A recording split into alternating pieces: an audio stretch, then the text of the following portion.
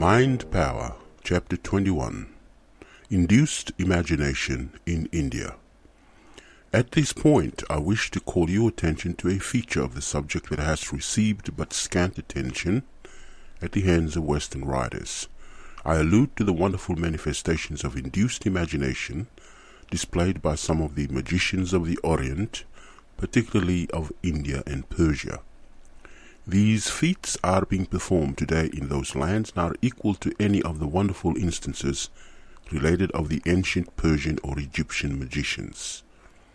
Without going into an extended consideration of the subject in question, I will mention a few of the recorded instances of induced imagination among the Oriental people in order to give you an idea of the degree of power possible to an adept in the practice. One writer describes an exhibition of this kind in India, witnessed by himself. The writer was a profound skeptic who believed that it was all hanky-panky along the lines of sleight of hand or similar methods.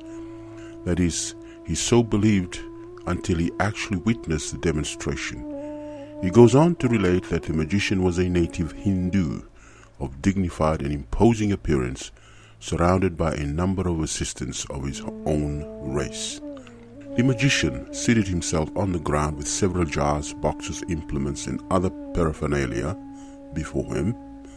He opened the seance by the production of a number of tiny snakes, which he lifted from one of the boxes and placed on the ground before him, in full sight of the audience, after allowing the latter to examine the serpents and thereby satisfy themselves regarding their reality.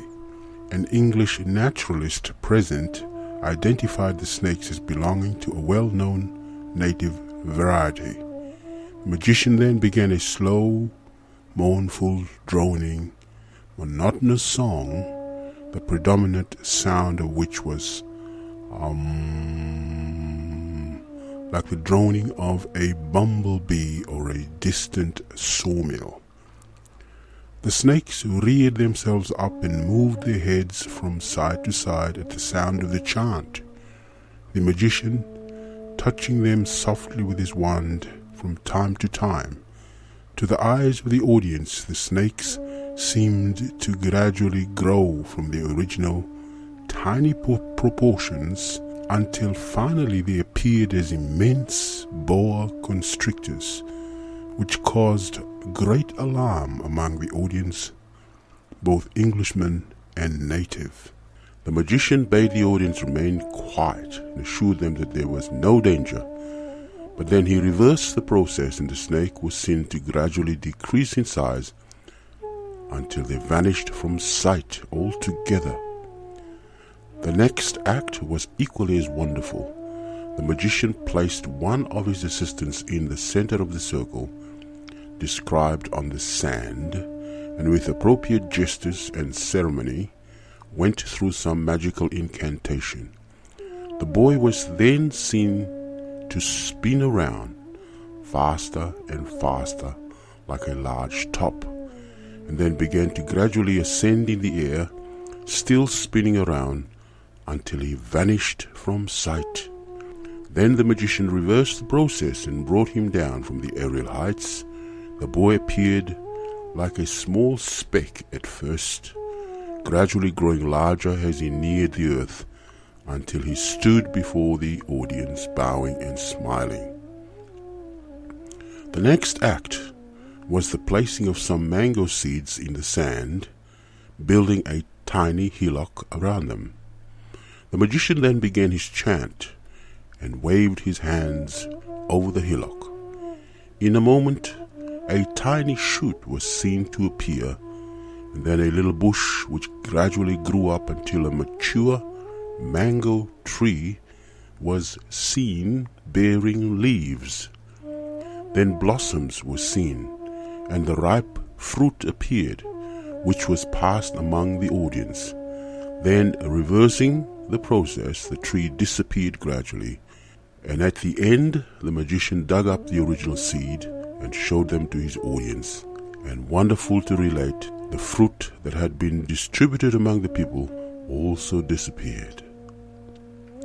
The concluding act was as startling as those preceding it. The magician produced a coil of real rope, which was passed around for examination. Then he knotted one end of it and then tossed the knot into the air. The rope rapidly uncoiled itself, and the knot was seen away up in the air and still ascending. When the rope was completely uncoiled and the end left dangling on the ground as if supported by some hook holding the knotted end hundreds of feet up in the air, one of the assistants approached the rope, took hold of it. At a shout from the magician, he began climbing rapidly up the rope, and in a short time disappeared from view, after appearing as a tiny speck in the air. Then, at another word from the magician, the rope itself flew up in the air and vanished from sight. This concluded the performance, but here is a remarkable sequel. An Englishman present took a snapshot with a pocket camera just as the boy began to climb the rope. When the negative was developed, there was no trace of the rope, boy, or anything else appertaining to the manifestation. Even the magician was absent from the center of the scene and was shown on the plate as sitting down on one side with an amused smile on his face. This fact demonstrated that which similar tests have also proven, that is, that the feats were not really performed at all, but were simply illusions produced by impressions upon the minds of the audience. In fact, they were examples of induced imagination. I shall give you another proof of this in a moment or two, after I have related a few more instances of this wonderful manifestation. Another writer, a correspondent of an American paper, relates that he was once on a steamer plying up one of the rivers in India, when at a stopping place there scrambled up on the side of the ship, as nimbly as a monkey, a native Hindu, clad only in loincloth and having a tight, rolled, red bundle fastened at the back of his neck to keep it safe from the water while swimming from the shore. There was nothing about the man to distinguish him from the ordinary fakirs, but he soon showed his quality. Passing along the deck, he picked up a ball of thin rope which was lying there, and unwinding an end, he knotted it and tossed the knot up in the air, where it ascended, rapidly unwinding the ball until the whole of the rope disappeared in the air, just as in the instance previously related. Then a passing sailor, who was holding in his hand a broken coconut shell containing the liquid, lifted the shell from his hand, and holding it high up on the ship's bucket standing nearby, he emptied the liquid until it filled the bucket, and repeated the process upon another bucket, and so on until 12 buckets had been filled from the half coconut shell. Then he picked up one of the buckets filled with the liquid, and holding it in his hand, he caused it to gradually shrink until it completely disappeared. Then a moment later he exhibited a tiny speck in his hand, which gradually grew until it was again the bucket of water filled to the brim with the liquid, which he then poured out on the deck. Witnessing the strange performance was a young mother with her baby beside her and a young nurse girl several feet away. To her horror, the mother then beheld the nurse girl rising a few feet in the air and moving rapidly toward the baby, reaching down for the infant as she glided over it, and then rising high into the air with the child clasped in her arms until both were lost in the clouds. The mother bursts into frantic cries and shrieks and gazed upwards, and as she gazed she saw a fleecy cloud appear, which gradually took the shape of the nurse girl, who grew larger and larger as she descended, until she finally reached the deck again and handed the baby to the rejoiced mother. The mother, after clasping her baby close to her bosom, cried out, "How dare you took my child away?" When to her surprise the girl answered, "Why, ma'am, the baby has been asleep all the time and I have not touched him." And then the fakir smiled and said, "Mem Sahib has only been dreaming strange things. It was merely an instance of induced imagination of a remarkable degree of power produced by the mental imagery of a fakir, and his previous feats were also so performed." But this was only the beginning.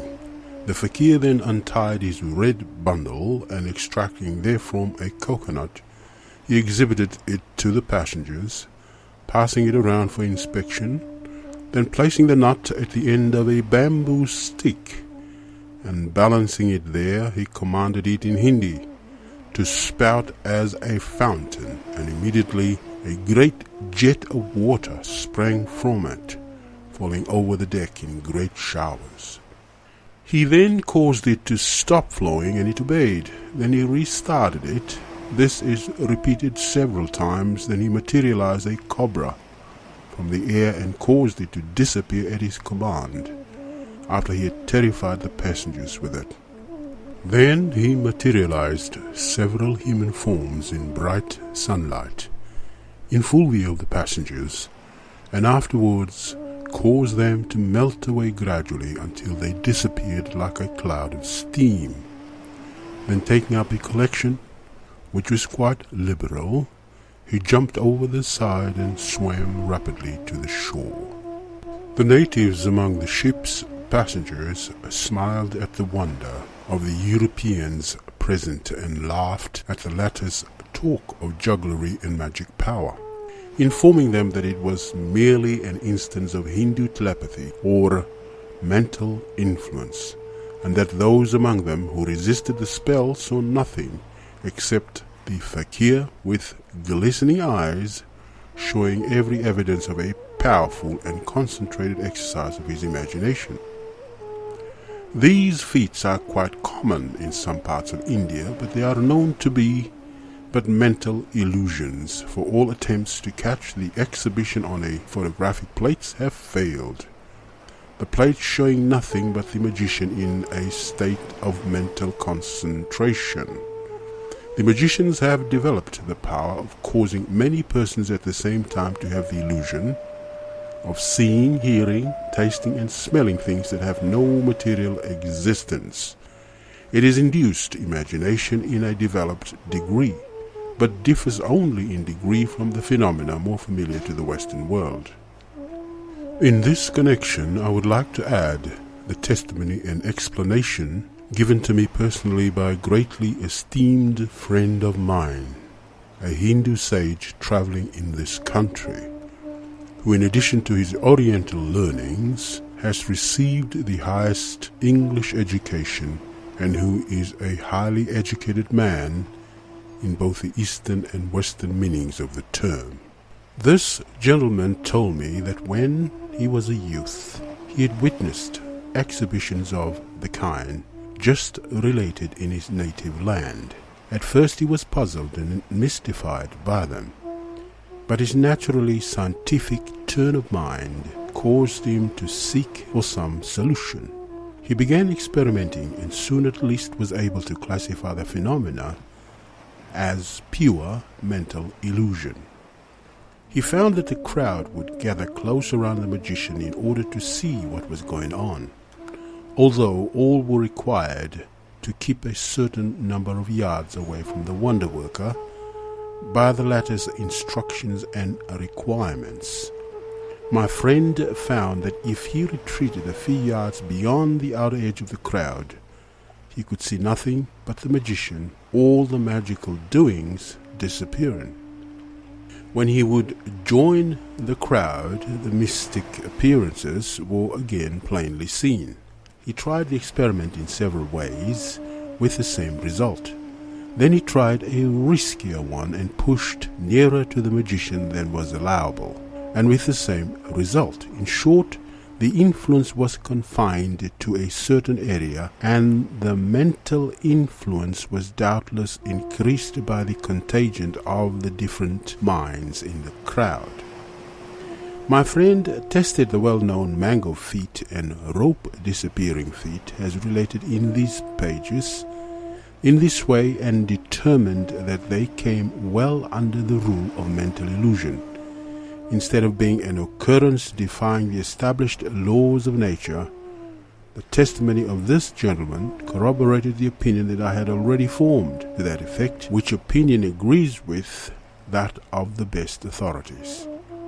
In closing this chapter, I wish to point out to the students of the work an erroneous idea that has crept into some Western works along the lines of hypnotism, and which I shall now mention and explain. The Hindu magicians or fakirs frequently sit in a squatting position during their enchantments, droning a monotonous soothing chant as has been described, and at the same time moving the body from the waist upward in a circling, twisting motion from the hips, at the same time fixing their gaze firmly upon their audience. This motion and twisting is merely an accompaniment to the droning chant, akin to the motions of the Oriental dancers, who twist their bodies in a similar manner in rhythm to the music. The motion is merely a custom among these people and has nothing to do with the production of the phenomena, as all Hindu occultists know and will tell you. In fact, the higher magicians among the Hindus do nothing of the sort, but maintain a dignified, calm standing position, or the firm yogi seat in which the body is evenly and firmly poised in a position of dignified rest, the hands resting on the lap, the back of one hand in the palm of the other. All native Hindus understand the above matter, but Western visitors jumped at the conclusion that the gyrating circling of the body from the hips has something to do with a power manifested. And as I've said, some of the Western works on the subject have gone into considerable detail regarding this wonderful Oriental magic, which they assert is accomplished because of this twisting of the body. They might just as well point out some physical trick of motion of each leading Western hypnotist and assert that the motion was the secret of his power.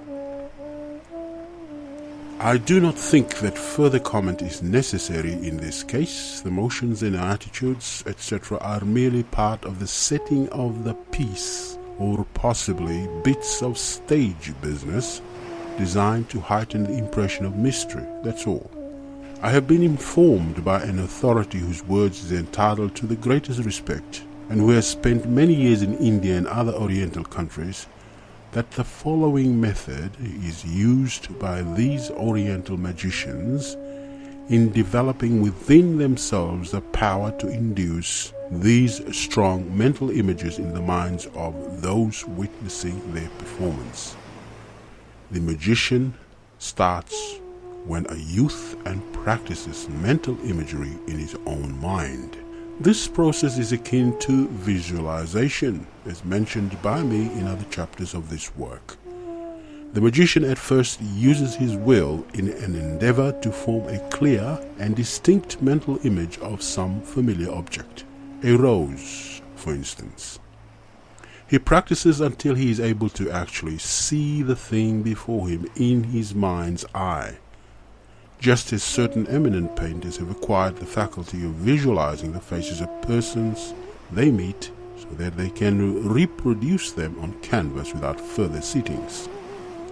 Then he experiments upon larger objects and then upon groups of objects and so on to more complex pictures. After years of constant experimentation and practice, a few of those undertaking the work find themselves able to picture any of the scenes described in this chapter as feats. That is, they are able to clearly picture them in their own minds, and this being accomplished, the magician is able, by his highly developed concentrated will, to project the mental image into the mind of those around him. It is induced imagination raised to a high degree of manifestation. The people of the West will not devote the time and attention to the cultivation of such faculties, while the Oriental will willingly give up half of his life for the attainment. But, on the other hand, the Western man will devote his time to the acquirement of willpower and concentration in the direction of becoming a ruler of men and a general of finance, each of his taste and temperament, and neither would trade places nor power with the other.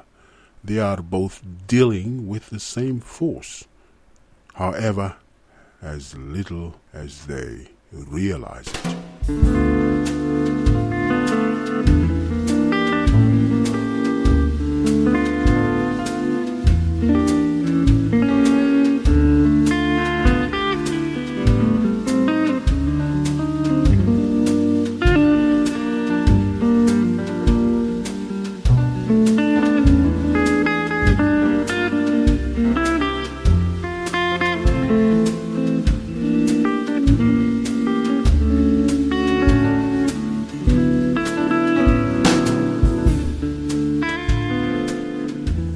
Mind Power, Chapter 22, The Ocean of Mind Power. You will see by reference to previous chapters that the term telementation is used by me in the sense of mentative influence at a distance, the word being derived from the Greek word tele, which means far off, and the word mentation, which I use in the sense of mental activity. You will also remember that the word mentation implies activity of the mind power, which I hold to be universal in its character. You will also remember that the action of telementation depends upon the production of induced mental states by mentative currents. Mentative induction, you remember, operates along the same lines as magnetic or electrical induction. That is, a mental state may be reproduced in another mind by mentative induction, operating by means of mentative currents. I have explained how mental states may be induced by suggestion, as well as by mentative currents, and shall not allude to this phase at this place, but shall consider mentative induction in its phase of manifestation by means of mentative currents. This mention of technical terms may seem somewhat dry to you, but you should acquaint yourself with the intelligent use and meaning of the terms, for thereby you will be enabled to hold the ideas firmly in your mind. Terms are pegs upon which you may hang thoughts and ideas, so that you may find them when you need them. Otherwise they are scattered around in confusion. In order that you may fully understand the wonderful phenomena of telementation, I think we would better take another look at the fundamental principle of mind power itself. By understanding the nature of the force employed, you may better understand its effect and laws of operation. You will remember that I have postulated the existence of universal mind power, which is immanent in and manifested in all forms of life, energy, and mind. I have also held that all personal manifestations of mind power in ourselves and others are but centers of power in the great ocean of universal mind power. You will remember also that I have claimed that the brain was not a creator of mind power, but rather in the nature of converter or transformer of the universal mind power into usable forms and phases. Well, so far we understand the matter. Now let us pass on to the consideration of the mentative currents. In the first place, the currents must be set into motion somewhere and somehow. Let us see. We must see that the mentative currents have their origin, or rather, their initial impulse in and from the mind of some individual. How? In and from his brain, of course. Why? Because the brain is the transformer or converter of the mind power into usable shapes, find phases. What is the nature of the brain's action? Science, as well as the occult teachings, informs us that in all brain processes there is a burning up of brain substance and nervous matter, just as there is a corresponding burning up of the elements in an electrical battery.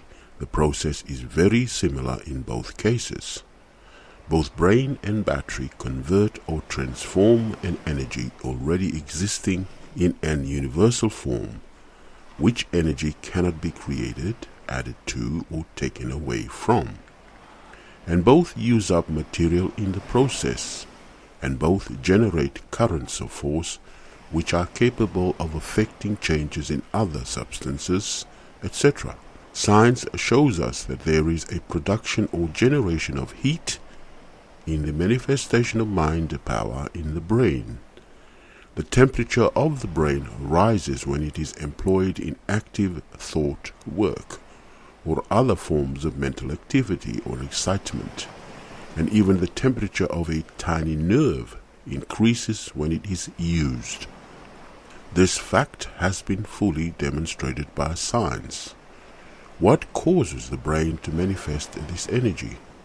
Mental states. What is a mental state? You know what mental means and state means? A condition. So a mental state is a mental condition. Then upon what do mental states or conditions depend, and why do they vary? Upon the degrees of vibration of excitement of the mental apparatus. Mental apparatus? Must the thing have a mental apparatus before it can manifest mental states, original or induced? Yes, but remember this, everything has its mental apparatus, even down to the atom and the particles that compose atoms. Everything feels and responds to feeling, even among the most material forms. Science states this emphatically. And everything that feels and responds must manifest desire and will, if only in an elementary way, and must have mental apparatus in order to do this. There is mind and the machinery of mind in every atom, and all that is evolved therefrom. This is not my personal statement alone, but is the last word of modern science, as voiced by her most advanced advocates. Vibration of excitement, I have said. What is vibration? It is a state of intense, rapid movement of particles. Science informs us that everything is in vibration, always, and that the differing nature of things depends upon their respective rate of vibrations. And what is excitement? As I use the term, it means arouse activity.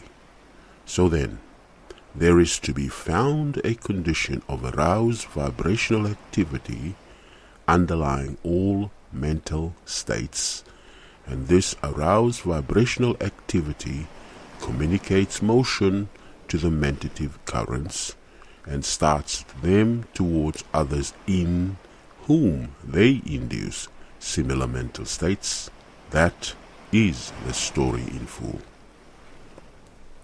Then if we have a mental state of aroused vibrational activity of an individual, how is it passed on to other individuals without direct contact?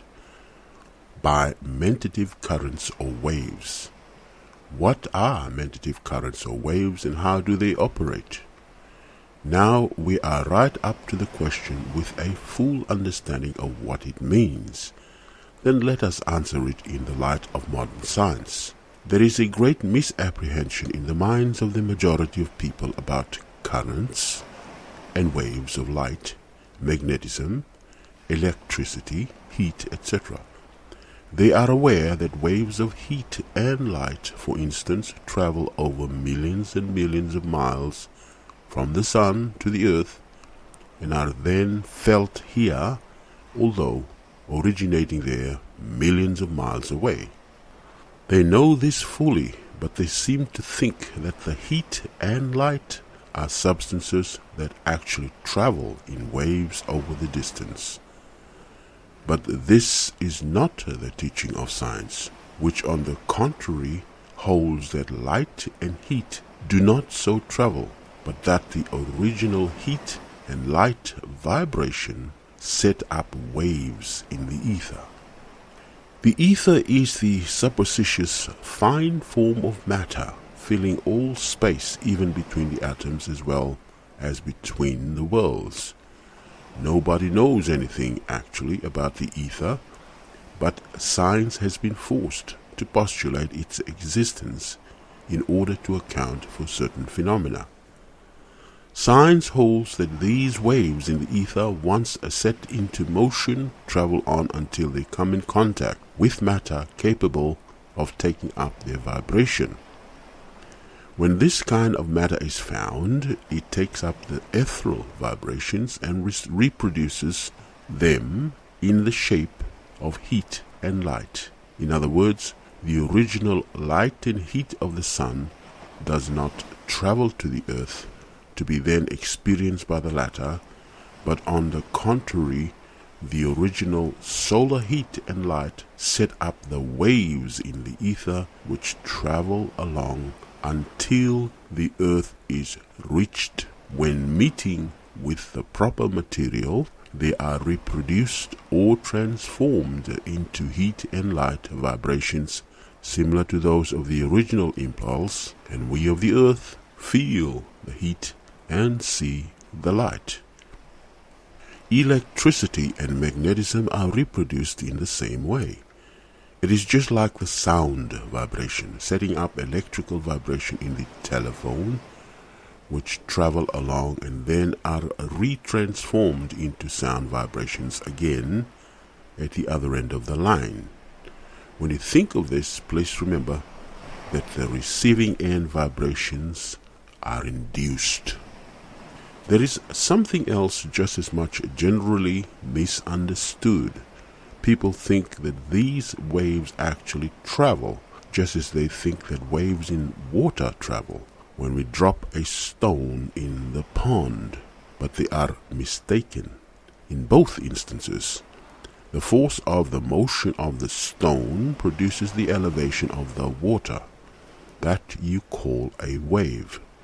Then the motion is passed on, and another wave is formed, then another and another, until you see a series of waves that apparently travel towards the shore. But the waves don't travel, they merely communicate their motion to the particles of the water next to them, and a continuous moving effort is exhibited. The real motion of a wave is up and down only. Place a cork in the water and then create waves, and you will see that while the wave motion travels outward, the cork merely bobs up and down and does not move with the waves. Here is how science illustrates the motion. It bids you take a rope and tie one end of it to the post or wall, etc., the loose end being retained in your hand. Now slacken the rope a little and begin to agitate it up and down. You will see a wave motion generated, a series of waves passing over the rope from your hand to the post. And yet you know that the rope itself has not traveled, but is merely moved up and down. It is not a matter of travel, but of communicated and induced motion. All waves are alike in this respect. Light waves, heat waves, electrical waves, magnetic waves, and mind waves all communicate vibrations which move on in a wave motion. But these heat and light waves are waves in ether, which ether is a material thing. Do I hold that mind power waves are the same? Not exactly. I hold that mind power is higher even than the finest ethereal substance, and that it pervades the latter.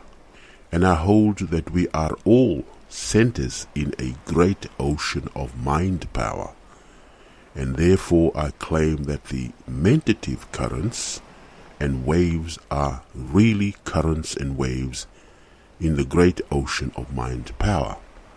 And the vibrational activity set up in your mind, my mind, or the minds of thousands pass on their vibrations to the great ocean of mind power and produce waves or currents of energy which travel on until they reach the mental apparatus of other individuals, in which they tend to reproduce the original vibrations or mental states by induction. Remember?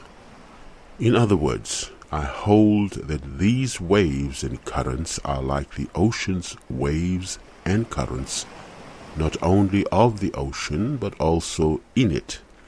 My idea of the mentative currents or waves are that they are not only manifestations of the universal mind power, but also that they travel in the ocean of that universal principle, and that great mentative ocean is full of currents and waves and eddies and swirls and whirlpools and gulf streams and other forms of activity. Picture to yourself a great ocean of mind power. If you are unable to grasp the idea, then do the next best thing and think of this mental ocean as a great sea of energy, or if you prefer, think of it as a great universal ether filling up all space. At any rate, the picture must show this mind power filling up all space, even in between the atoms and even in the atoms themselves. Perhaps you had better commence by forming the picture of all space as being empty of all forms and shapes, and containing nothing but this pure mind power. An ocean of mind power must be thought of as an energy or force capable of setting into operation all kinds of manifestations when started. Then think of a tiny center of power being formed in this great mind power ocean, a little whirlpool, so tiny that the strongest microscopes can scarcely distinguish it. Then see countless numbers of similar whirlpools being formed in this ocean. These little whirlpools we will call centers of power. They combine and shapes begin to appear. Atoms of matter appear, being composed of a combination of these tiny centers, which thus become larger and larger. Then comes combinations of these atoms, and the various forms of matter result. For all substances, you know, are composed of atoms in various combinations, all the atoms are seemingly being composed of little particles called electrons, which seem to be like tiny units of force, but which are attracted and repelled by each other, and seem to have their likes and dislikes, thus showing the elements of mind within them. And then these shapes and forms of matter become more and more complex, and the centers of powers more potent, and the forms of living things begin to appear, mounting from the lowly microscopic cells onto combinations of cell in plant life, then animal life, and then human life. And each form, as it mounts higher, displays more and more mind power, until at last we see man, with his wonderful mind, as a great center of power. But remember this always, that all these shapes and forms and cells and plants and animals and men have as their inner essential substance this same mind power principle of which the ocean itself is composed. They are centers of power in this mind-power ocean, but are composed of the same substance as the ocean itself. You may think of them as vibratory whirlpools of mind power, if you like. And you will not be very far out of the way if you do. All things are centers of activity and energy in the great universal ocean of mind power. These centers of power are of varying degrees of activity.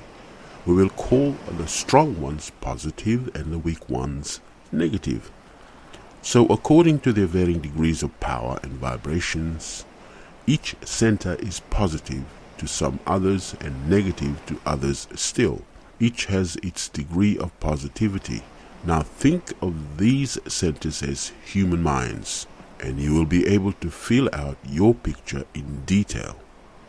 Then picture each one of these centers manifesting vibrational activity and thus converting and transforming the mentative energy from the ocean of mind power, and then see them sending out waves and currents of mentative energy which induce similar vibrations of mental states in other centers. Then see some of the strong positive centers setting up great rotating currents resembling whirlpools in the body of the mind power ocean, which extend further and further out from the center and affect other centers far away from it. If you will examine your picture more closely, you will see that these rotary currents are continually drawing to the center the things and persons and ideas that they are attracting by reason of their particular rate of vibration, while things of different vibrations seem to be comparatively unaffected by the currents. These and other things you may see in your picture as it grows clearer to you. And in addition to these currents, you see great waves traveling out in certain directions towards certain objects to which they have been directed. In short, you see all the phenomena of the ocean of water reproduced in this ocean of mind power. You see the picture of the circulation of mind power. You see the forming and growing and evolution of centers of activity and mentative energy. And when you come to look a little closer at your picture, you will see that each one of these centers of energy seems to have two poles of activity, one of which acts in the direction of impelling, driving, pushing, forcing, urging, directing, etc., the action being always outward, and the other acting in the direction of drawing, pulling, attracting, coaxing, alluring, charming, leading, etc., the action always being inward. One seems to be a masculine force, the other a feminine force. One seems to act as willpower, the other as desire force.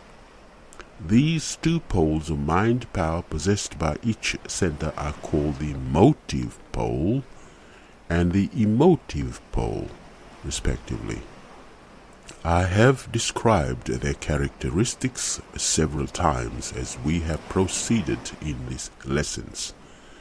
But once more, let me call your attention to the meaning of the term applied to them. Motive means, of course, that which moves, that which incites to action. Emotive means that which moves or excites the feelings. You will remember that excitement means arouse activity, so then emotive means that which arouses the feelings into activity. And the emotive side of the mind always has to do with the feelings, and the emotive with willing. And the best results always arise from the combination of both feeling and willing, desiring and acting. As in all other things, a combination of the masculine and feminine qualities and characteristics produces the best results. Each has its strong and weak points, but together they are irresistible along all lines of work. physical, mental, and spiritual. And now the broad outlines of our mental picture have been drawn and the general details filled in. But our picture is more than this. It is a moving picture in a vivid action and spirited motion. It will show us the varied phenomena of telementation in a series of moving, acting, realistic, thrilling scenes. And yet all will occur on and in the picture itself, without going outside of it for material. The mental picture contains the material from an infinite variety of action and combination. It is a world within itself. And now I will set the machinery into operation and show you your mental picture of this mind power ocean and its center of energy in full motion and activity. Kindly give me your full attention while I describe the moving scenes to you.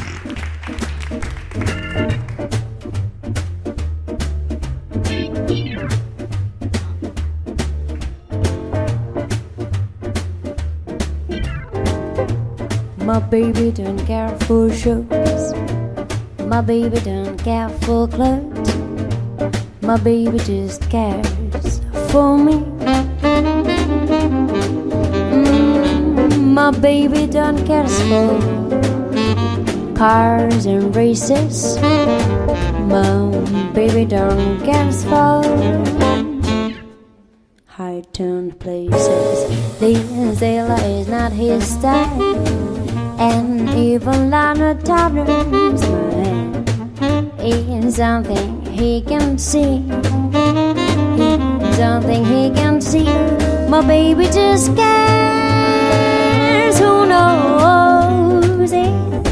My baby just cares for me.